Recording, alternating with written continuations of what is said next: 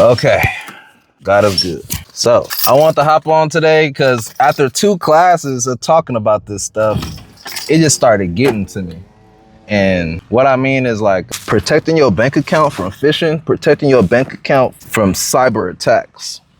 And the reason why I want to bring this up was because I had ran into a situation where my card was scanned and I wasn't sure how. And I had just opened up this bank account and it turns out that somebody hacked my card and was putting charges on it, but my card was locked. So none of the charges were necessarily going through, but it was still a situation where my card was locked and the bank didn't even let me know. Like, I thought that was crazy that there was fraud going on and the bank didn't call me not once to let me know. They didn't leave a message, no nothing for me to call them back. I kind of felt like that was kind of odd.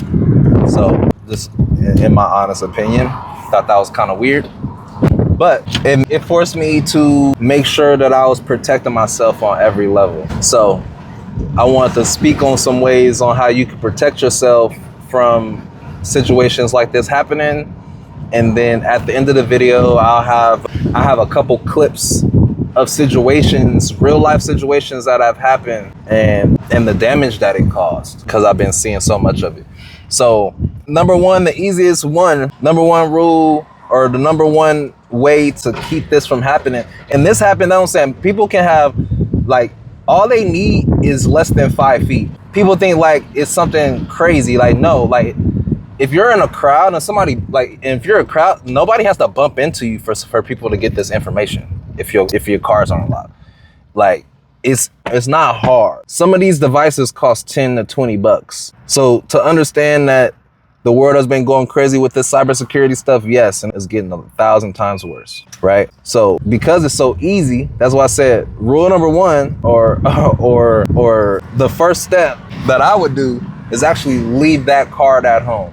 Now, let me go all the way back. I would actually say, my AC wouldn't work again, swag. Okay, my AC wasn't working. Sorry, I got so excited about that. But for understanding, right? Stop using debit cards. Now, that's what I said. Now I know I sound crazy because I feel like I'm all over the place. Stop using debit cards, right? Debit cards do not give you the same security that a credit card would. But everybody doesn't have access to a credit card, right? Leave your cards at home. You don't have to go everywhere with cards. If you don't need your debit cards, leave them at home. If you have an issue with just splurge spending, leave your card at home. That's like the easiest way to stop fraud from happening to you, because then you can't swipe your card. Make sense? That's where I would have step one, leave your card at home. Don't even put it in your wallet, right? Phase 2 would be to make sure that your card or your bank has the ability to lock your debit card. And I say that because there are banks that I've noticed that it might not be on the personal side, it might be on the business side, but you're unable to lock your debit card like you can nowadays. And I know y'all know what I mean by that.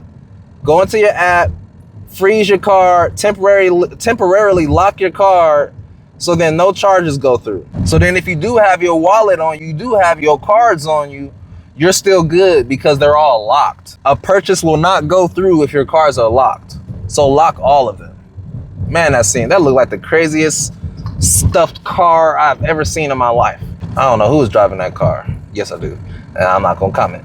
But that car was packed. It sucks. But yeah, going in, and I think the suckiest thing about locking your cars is, for me, is when I go to the mall and I need to use my car, it's hard to unlock it because there ain't no Wi-Fi in the mall. So I honestly think that I might start going to the mall with cash. I don't really want to use my debit card or any of my cards anymore when it comes to the mall, even if I got to lock or unlock them.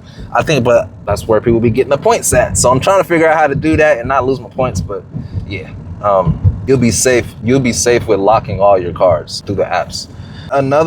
Another great way is to buy, I think it's called a RFIC.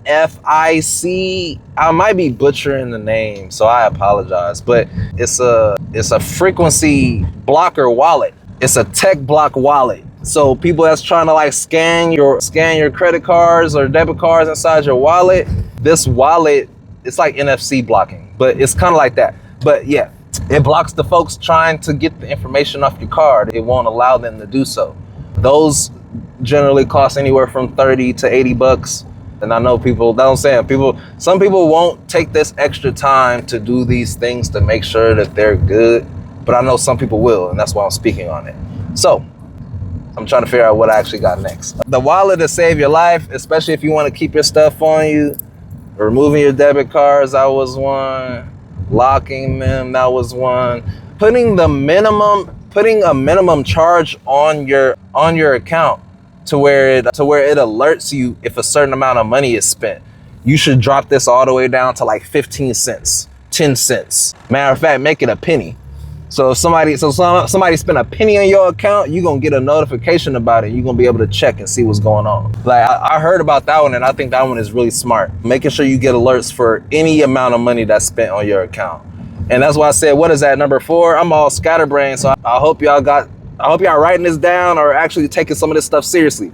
Because when I tell you, I've seen with my own eyes people lose like 10 bands, 20 bands off of some stuff like this. Like, money just vanished. So another amazing one and a very, very smart one would be, and the reason why I say that, and the reason why I'm saying this last one is because like the cyber criminals, if you have this enabled, your checking and savings is wiped out. If you're trying to build really good money habits and not blow money that you don't have, turn this off also. So then you're like, what is he talking about? Overdraft protection. You don't need it. No, I don't want the bank to pull from my savings account if I don't have enough money in my checking account. No, I don't. No, I actually prefer you not. Just decline the whole transaction, right? That's probably the biggest way to save yourself some money and to make sure that if some fraud happens to you, that your accounts don't get wiped the heck out. I'm talking about all your money gone. Turn off overdraft protection. If you have the maturity and the mental capacity, don't have your cards on you all the time. Learn how to leave something at home. Put on the text alerts. Make sure you know how to lock your card and do these things religiously. Check your finances. Now, like I said, at the end of this video, I'm gonna put a couple examples of some situations that occurred, but I just wanted to get this video out to y'all because I felt like it was necessary after what my teacher told me, after what I'm learning in tech. I'll talk about it more later, but yeah, God bless.